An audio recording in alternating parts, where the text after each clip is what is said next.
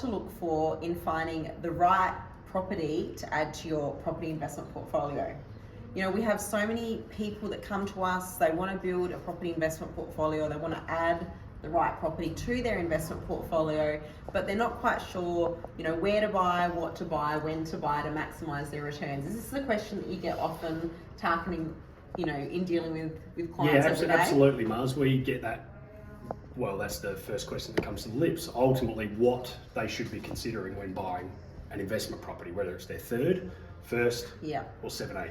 And it's such an important question to answer because the property that you end up buying can make a really big difference to your long-term growth.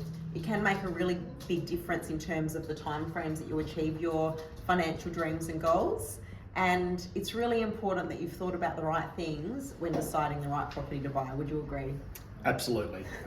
How you start is the base of where you lift off from. So that's more important every day, especially in the current market and climate.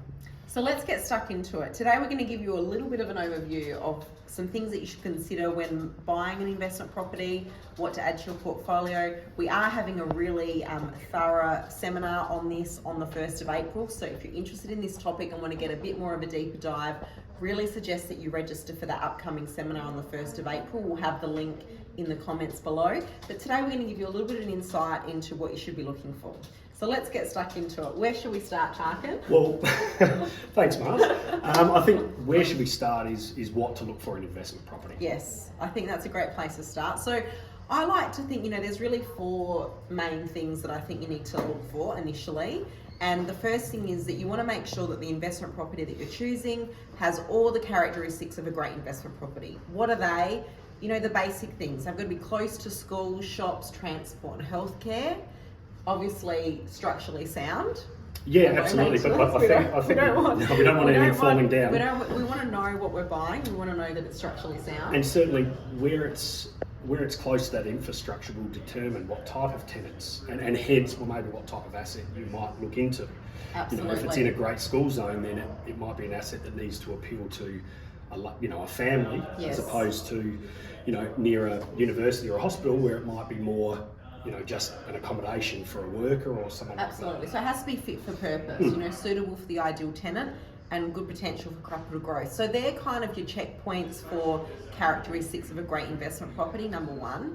Number 2, you've got to be really clear on your priorities when you're deciding what type of investment property to buy. There actually is not a one-size-fits-all approach with investment properties. There's lots of different options out there and different investment property types will be beneficial for different types of investors depending on where they're at in their investing journey and what their highest priorities are. And so when I'm talking about priorities, I'm talking about, you know, what is your priority in the short, medium term for your portfolio? Is it to reduce your tax?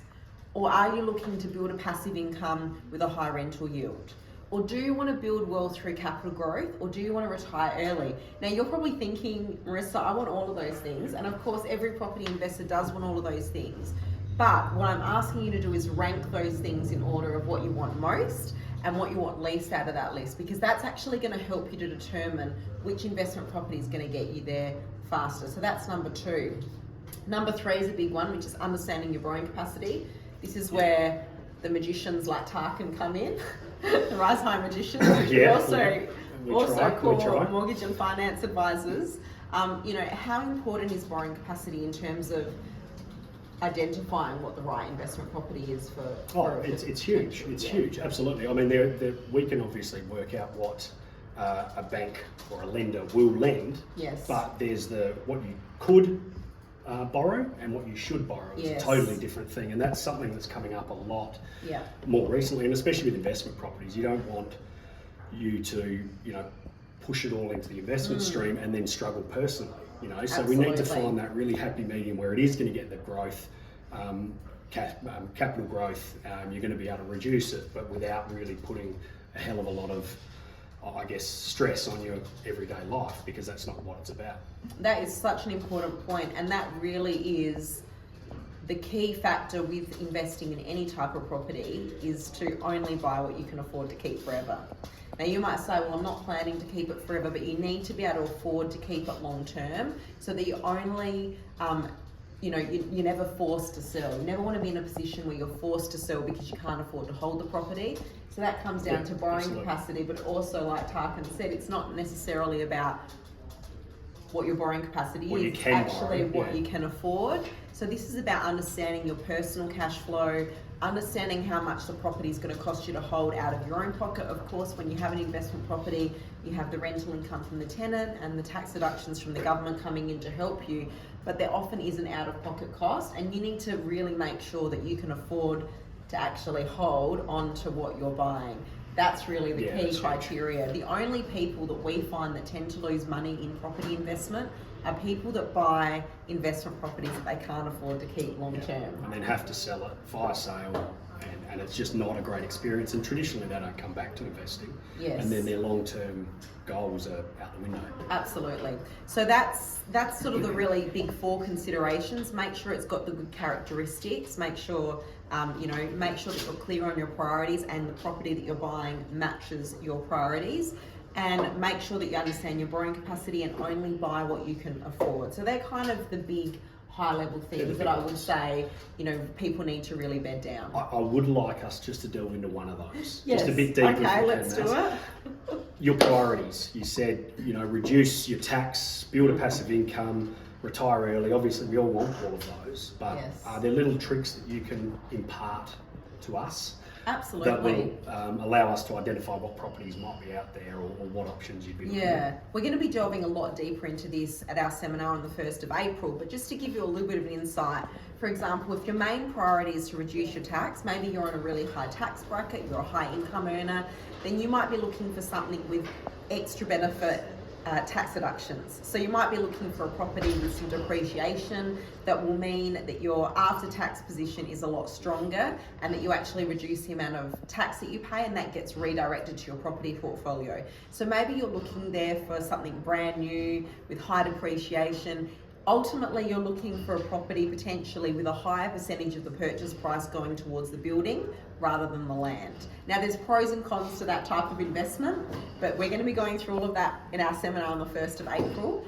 Alternatively, if your goal is to build passive income, you might actually be looking for something where the higher percentage of the purchase price, but basically if your goal is to build passive income, you're going to really want a high rental yield. Now, if you're not on a high income tax bracket, that high rental yield is going to have to come from a lower socioeconomic property, a property with the house price below the median or a different type of asset value, or a different type of asset, so that you can actually maximize that rental return.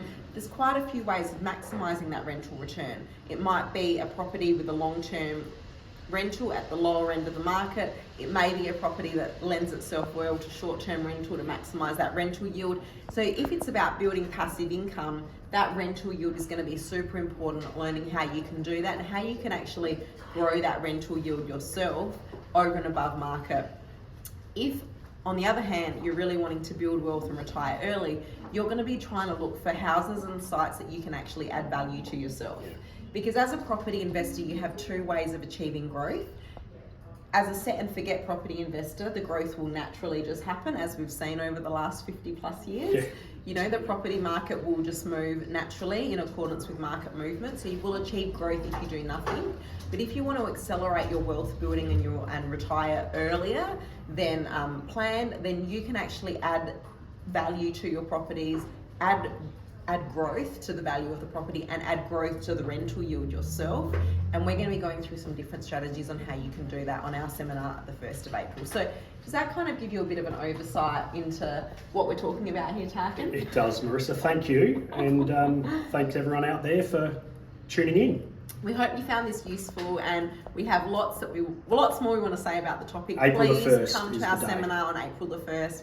The link is in the comments below, and we would love to see you there. There's only a few spots left, so please get in quick. Thanks for joining us today. We'll see you again